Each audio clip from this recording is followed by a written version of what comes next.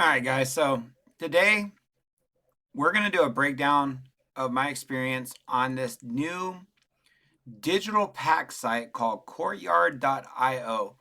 And let me just say, if you're here to comment in defense of them, feel free. I would prefer the engagement, help push the video into the algorithm. I'm trying to reach my 1,000 subscriber goal, so if you're new here, make sure you subscribe to the channel. But the reason I'm making this video is I want to break down this experience for a collector. I am a Pokemon card collector, right? I didn't engage with the sports side, but I'm almost certain that my experience will equate to the sports side as well. So I wanted to go ahead and just share my experience with you guys and talk about whether or not you should give this site a shot. Because if we were to go and look at any of the accounts that have promoted this, they're no longer posting about it, right? I'm not going to name any of them. I'm not going to shame any of them because I personally follow a few of the accounts, but they were promoting this site 2 or 3 weeks ago. And they haven't mentioned it since. What I would assume is that they were probably given free packs to open up on stream and are on for content or to promote the website. And what I'm thinking is most likely what happened is they were given loaded packs. May not be the case, but a lot of these sites tend to do that. There is a content creator, a Twitch partner that's opening up these $500 platinum packs. Apparently, he spent $10,000, but he's pulled like $30,000 worth of cards. And to me personally, I feel like maybe that streamer is promoting this site inauthentically. But those are just my concerns when I was approaching the site. But I had these concerns with the site, and I started noticing some other concerns. Like if you go to X and look at their account, one of the things you'll see is they retweet a lot of the people winning, but almost everybody that wins is some kind of NFT person, somebody who is just into like digital currency in some way. And then you get a couple of random collectors here and there that hit, but most of the people that hit usually have NFT or ETH in their name or something like that. Like it's a lot of people that are all about doing something with cryptocurrency, right? So many cryptocurrency people, and if it's not a cryptocurrency person, sometimes it ends up being a streamer or somebody who's got content that they're going to use to promote this website, right? You rarely see on their feed an actual collector hitting anything big, right? And that was one of my big concerns. That may not be the case for every retweet, but like you just keep scrolling down and you'll see like people who are like new accounts, right? Somebody who doesn't have a following. Apparently they hit big, just a small flex. But like you don't see any like actual collectors really using this site and hitting big. It's always people who either are into the crypto game or people who are sponsored streamers or suspicious new accounts, right? That just pop up and randomly just start promoting this account, right? And it started making me a little bit concerned with the site. And I was like, you know what? I can't give my opinion on this site. I can't sit there and make a video on the site if I don't give it a shot, right? So consider this a video that's $500 in the making. Now, I want to talk about some things first before I get into what I experienced. First and foremost, I only spun on packs where the ratios of loss were about 55%. So here's your loss categories, the ones I'm highlighting. Let me see if I can move my webcam out of the way so you guys can see. Right now, it's at about a 58%, a 59%. When I would spin my packs, I'd wait till it showed a 55%.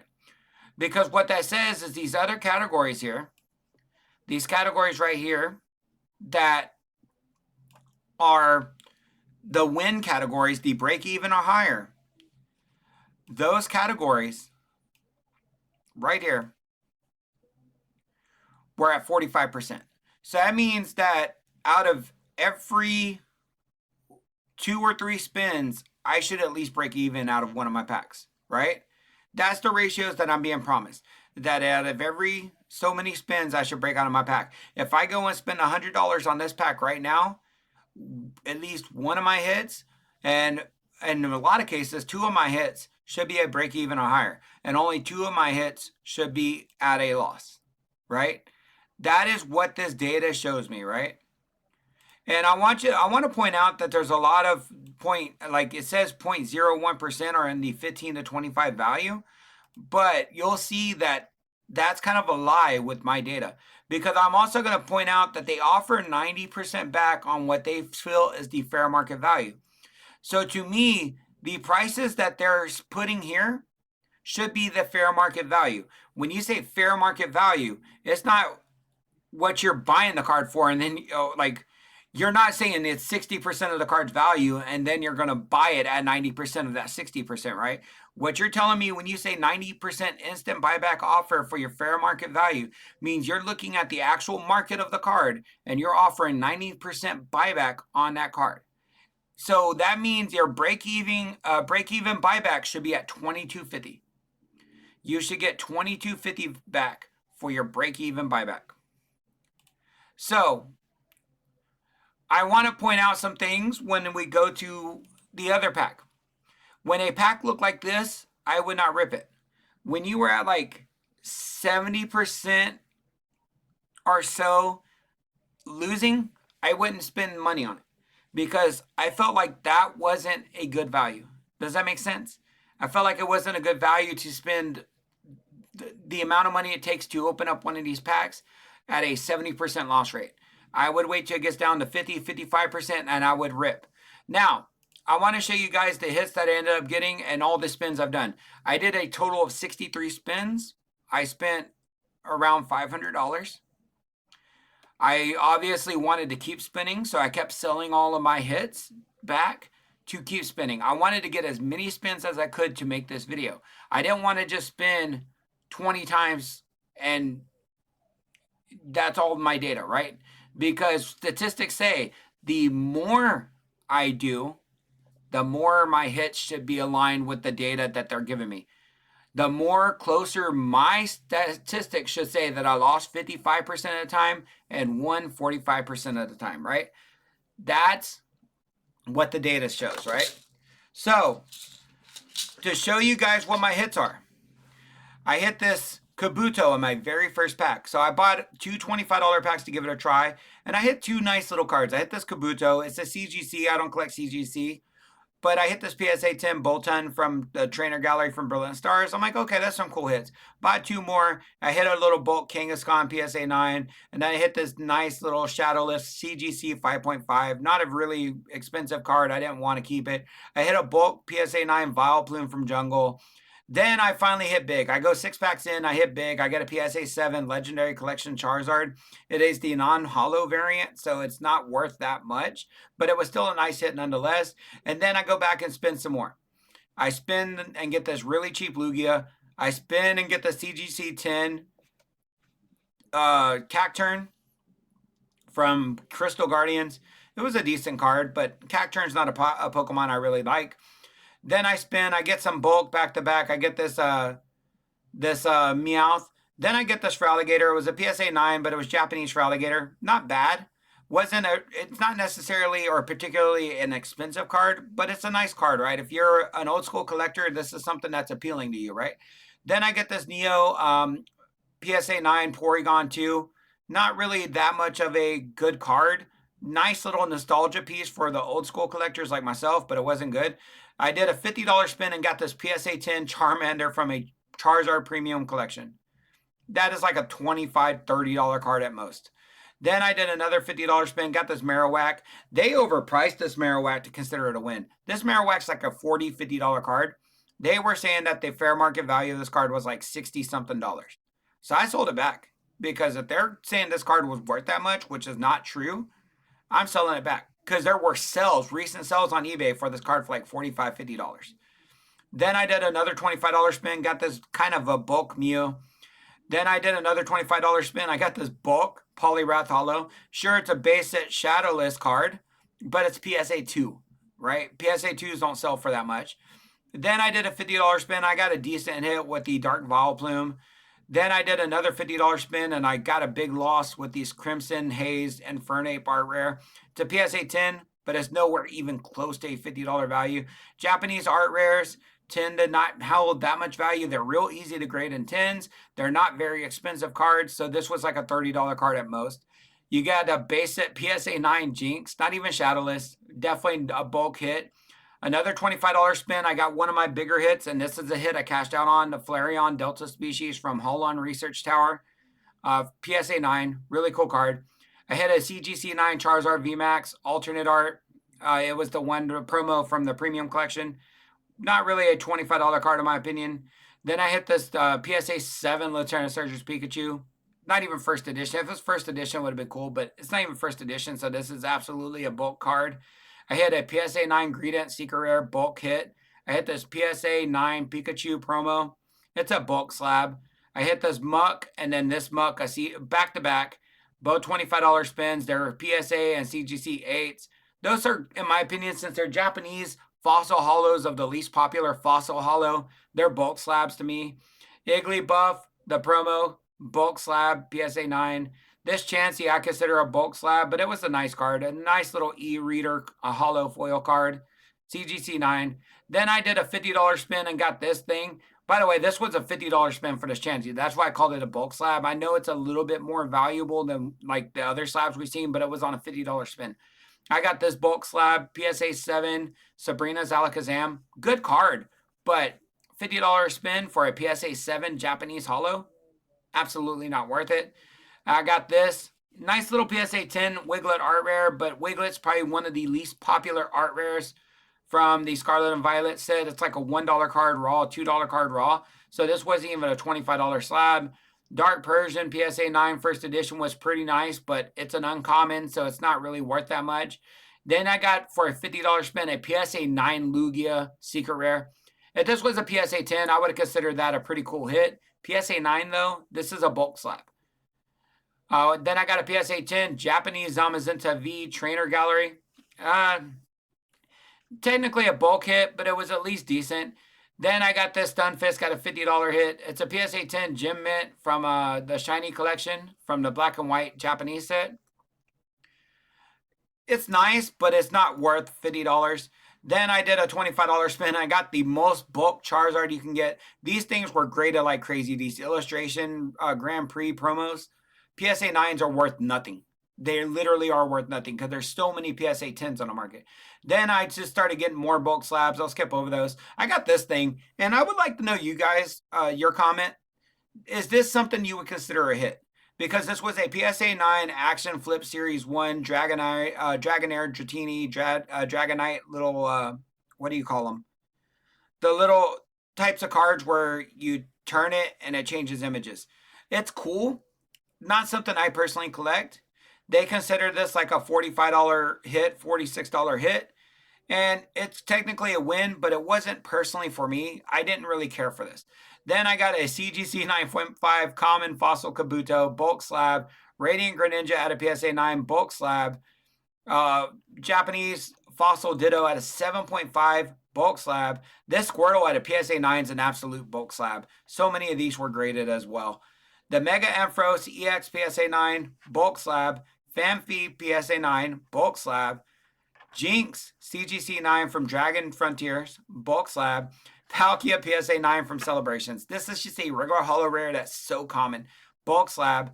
Then I got another big hit with the Mega Beedrill PSA 10. This was probably my biggest hit. This is actually more valuable than the Charizard from Legendary Collection out of the PSA 7, by the way. This was my most valuable hit out of all my hits, and it came from a $25 pack. Then I did another $25 pack, got another bulk slab, PSA 8 Dunsparce from the Crown Zenith set. Then I spun again on the $50 tier, got another Dark Vileplume. This was pretty nice. Then I spun a $50 tier. And this is where I'm going to show you guys, when I get to what I sold these cards for, bullshit. They call this CGC 8.5 Radiant Venusaur a $30 card. My Pokemon collectors know that's not true. Unless this is some kind of error card, which they do not indicate, or unless this is some kind of like crazy alternate version of the card I've never seen before, it is not a $30 card. This is like a $10 card, $15 card at most. So this was pretty scammy of them, in my opinion. And you'll see why I say that in a minute. You got these $50 spin for the CGC 10 Pristine Snorlax, which is nice to get a CGC 10 Pristine, but it's still like a $30 card. Then I did some $25 spins, and I did the Rock Ruff and Poipo. I did the Mega. I did the Chimchar at $100 spin. I do $200 spins, got two $50 cards. So I lost $100 just on those spins alone. I did cash out this Chikorita though, because realistically they valued this Chikorita at $50, but the lowest on the market, it hasn't sold, but it was at $100.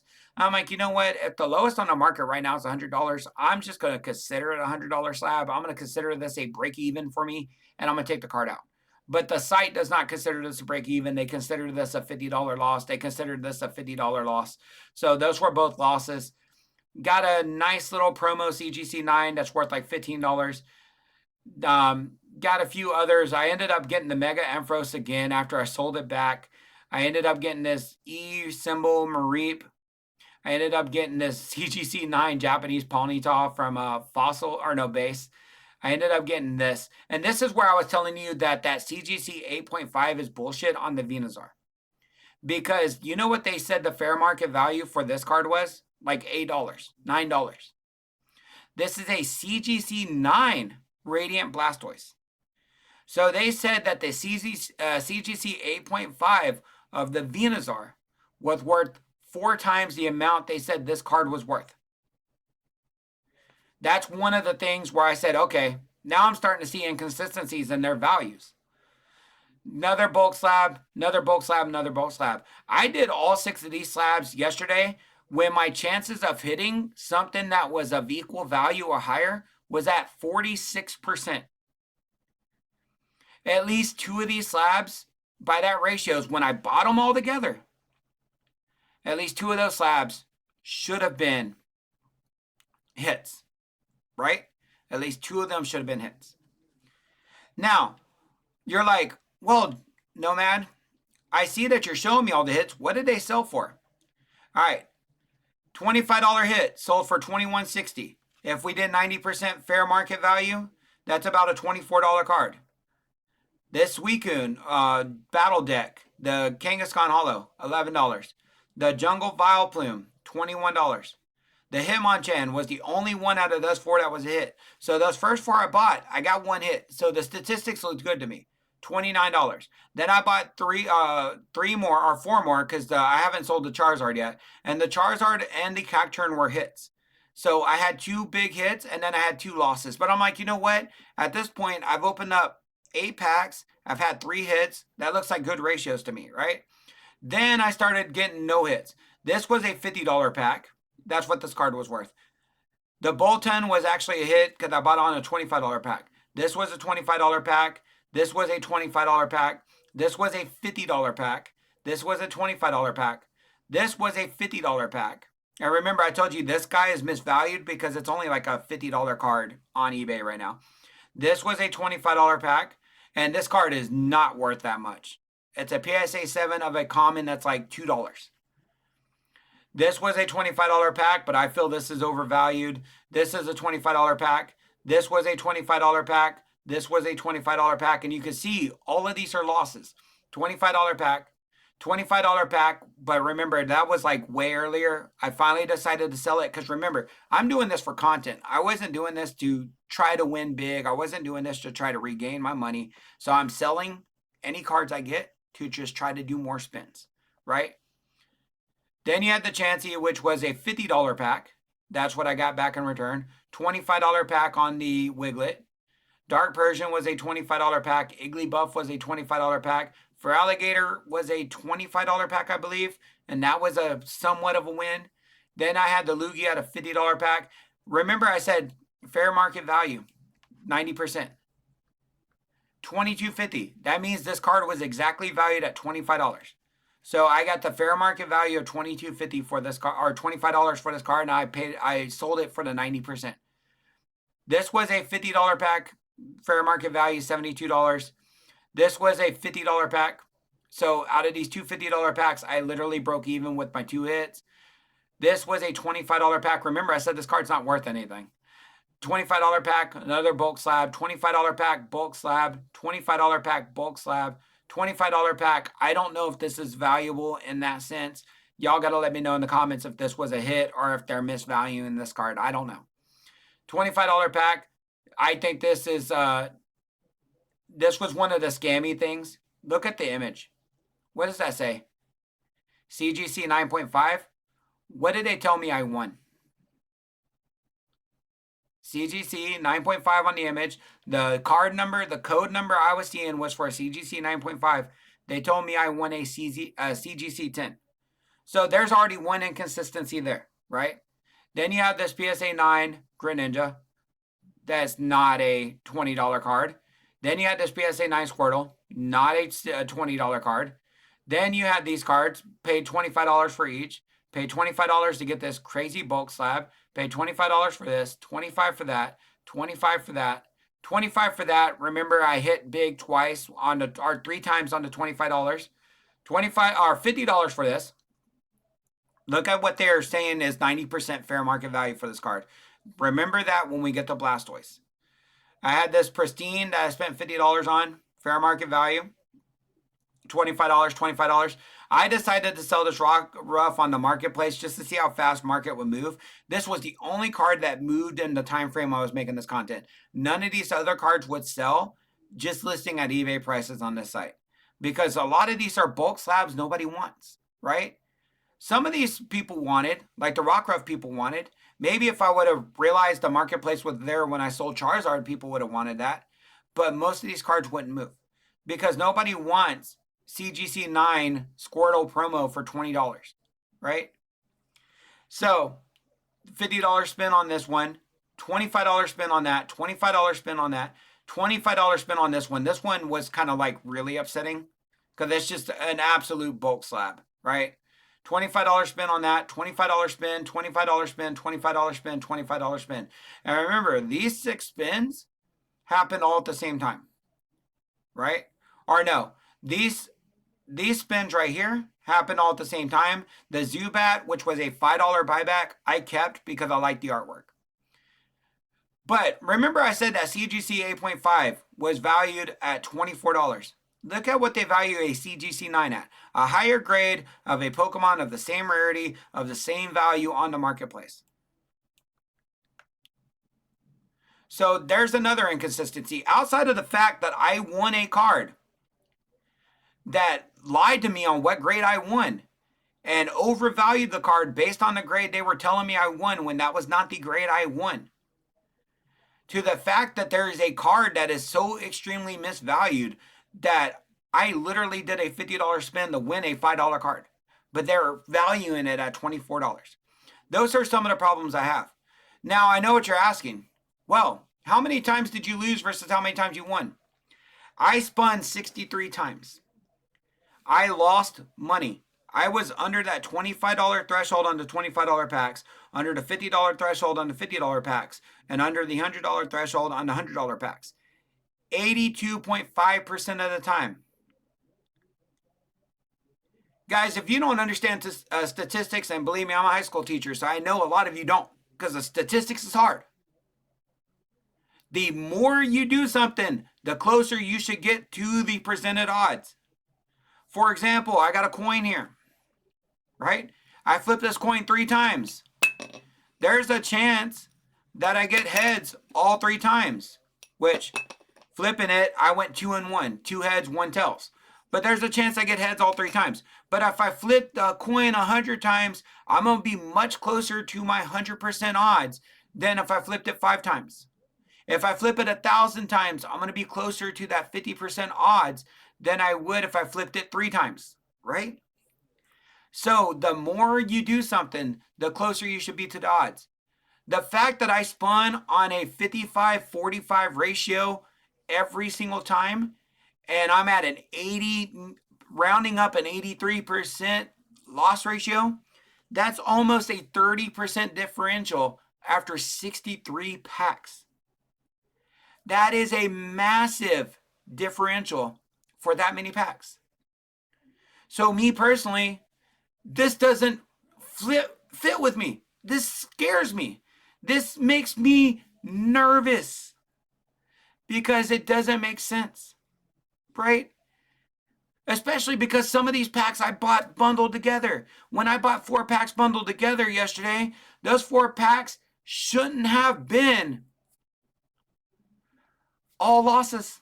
At least one of those 4-packs should have been a hit, considering I bought them together. Now, I'm not saying that that should have been a win, but I should have at least gotten a $25 card. My 6-packs yesterday shouldn't all been sub $15.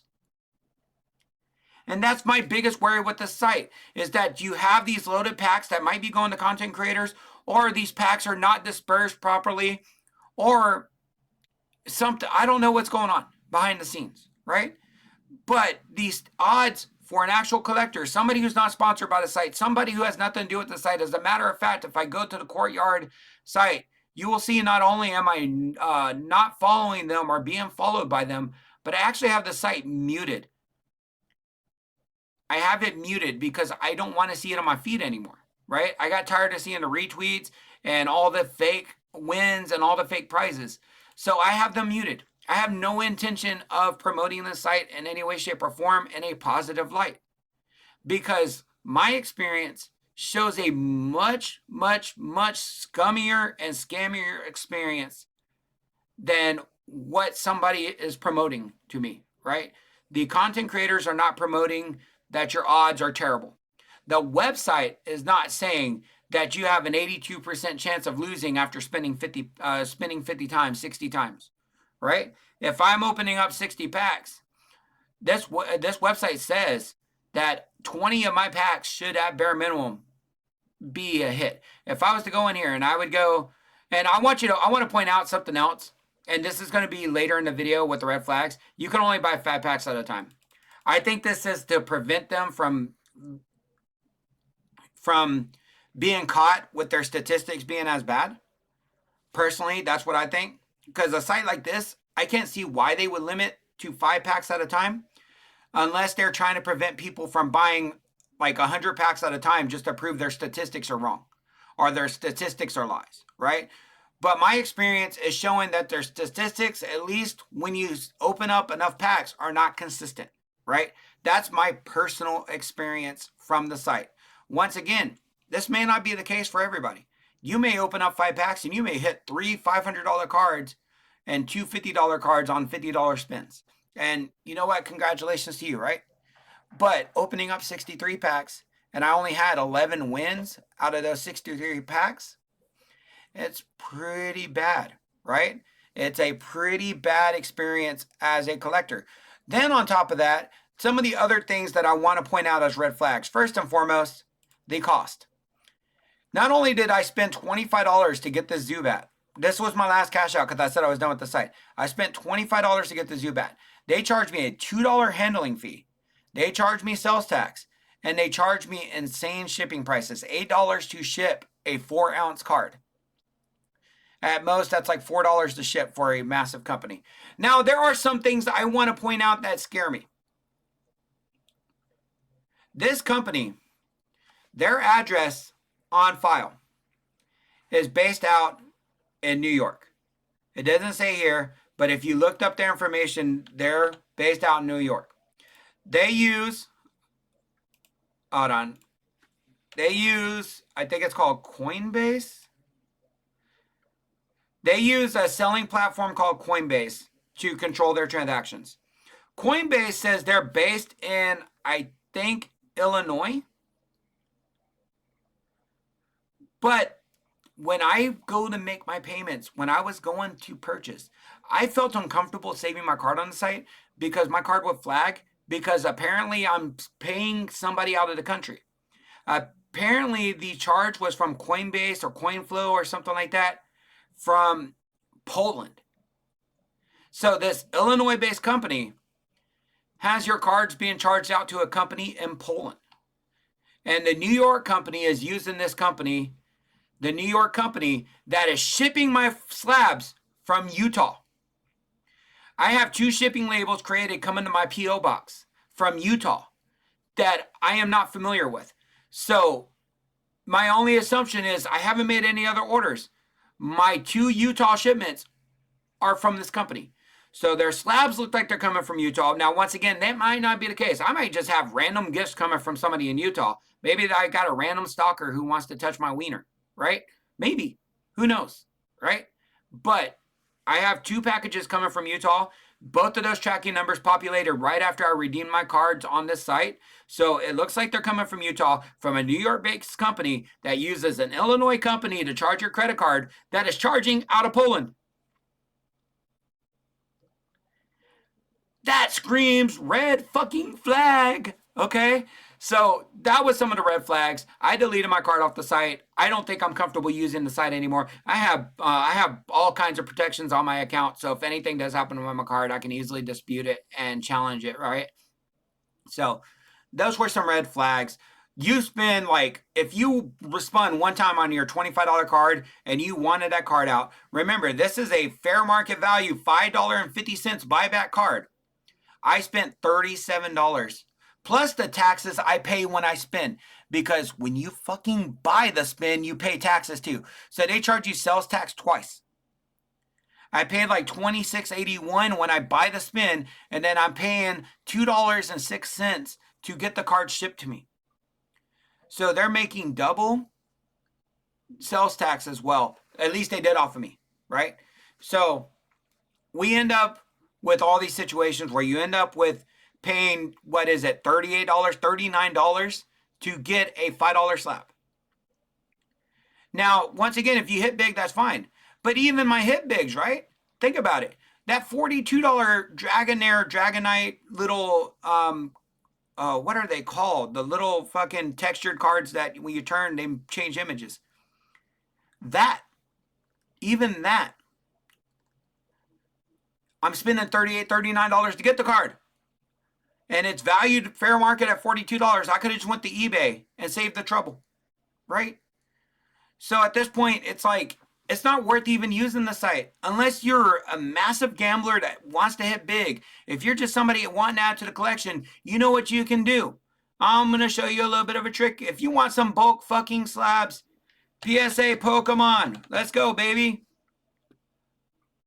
Let's just go buy it now. You can watch auctions, but you can go buy it now, ship lowest, and just scroll down a bit. Let's look at some of these bulk slabs. Look at this. PSA 8 Professor's Research with Juniper, $14.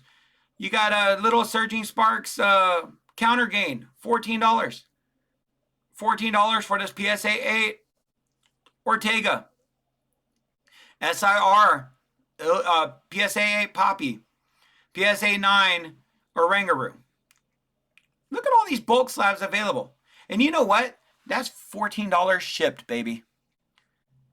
They charge me more for the shipping on my bulk slab than you pay for the entire slab for a bulk slab on eBay. So, Pokemon collectors, do not use this site. Leave it for the crypto bros. Leave it for the massive gamblers that want to spend thousands of dollars to try to gamble for a big slab instead of buying their slabs outright. But please, please, please realize there are better options than using a site that is clearly not adhering to their standards, to their statistics that they're showing us on site. These statistics are not consistent with what I experienced. Now, once again, you could probably say, well, it's 63 packs. It's not a lot of packs. 63 packs is a lot of fucking packs on this site to be at an 82% loss ratio. And even if I was to say, hey, maybe those couple of $21 cards were valued at $25 and they just didn't give me 90%, right? I had 4 of those. So let's do 48 divided by 63. I'm still at a 76% loss ratio. And y'all seen how many of those slabs were under $10. And you seen one of the slabs was mismarked. And you seen one of the slabs was overvalued, that Radiant Venusaur. So that's my deep dive on to Courtyard.io. I know this video is not going to be very popular because Courtyard's got 31,000 followers on Twitter. It's got a lot of people using the site, a lot of crypto bros. And you know what? That's fine. But I'm hoping that this helps some collectors realize that these sites are not good for you. These sites are not good sites to use. Sure, you buy a Pokemon pack, it is gambling. But the problem is Pokemon's not telling you, hey, you got a 55% chance to lose your money, but a 45% chance that you're going to get a $4 card or more back.